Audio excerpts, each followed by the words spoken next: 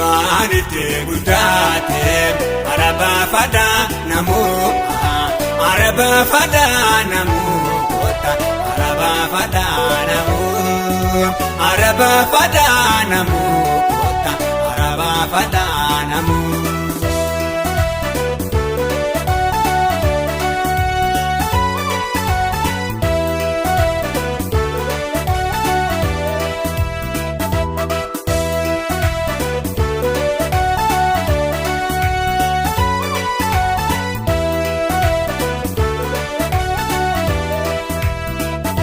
Dubartiin Yesuusin afafuudhaane akka isin balleessite argani akka seera Musee irratti garuu nama tumaame ajjeesani. Yesuus ajjecha namaan fedhu kadheeffamsa namoota beekuru kana gaayaan deeme namaan jedhu. Ribaanite guddaate araba fada namu araba fada namu araba fada namu araba fada namu kota araba fada namu.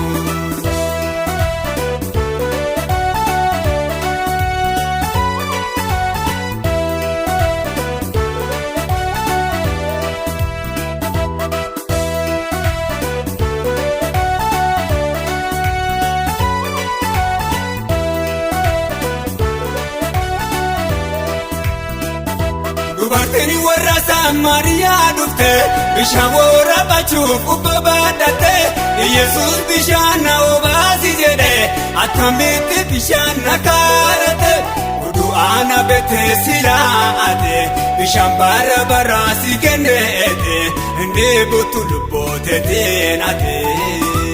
Ribaanite guddaate araba fada namu araba fada namu araba fada namu araba fada namu kota araba fada namu.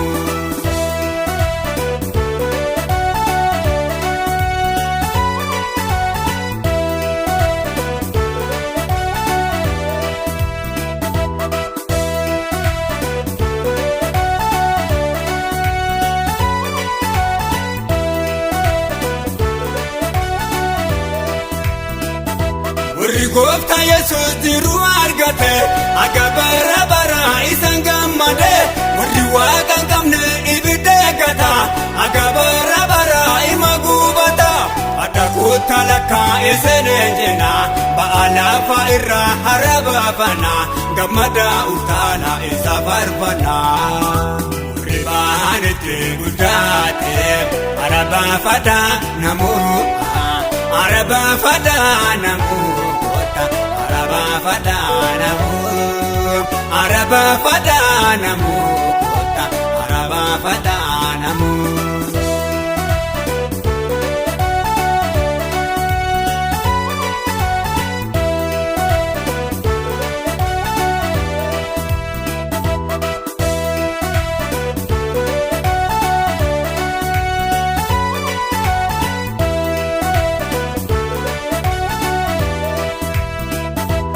Ribaa lafa itti guddate gara waaqa dhufe harabaafate aduraan sheexanni itti fe'atu amma waaqa kunoo harabaafatu aduraan hojjetu sammaraa gate maqa caalaa abdii irra godhate akka bara bara eebba argate. Ribaanite guddaate araba fada namu araba fada namu araba fada namu araba fada namu kota araba fada namu.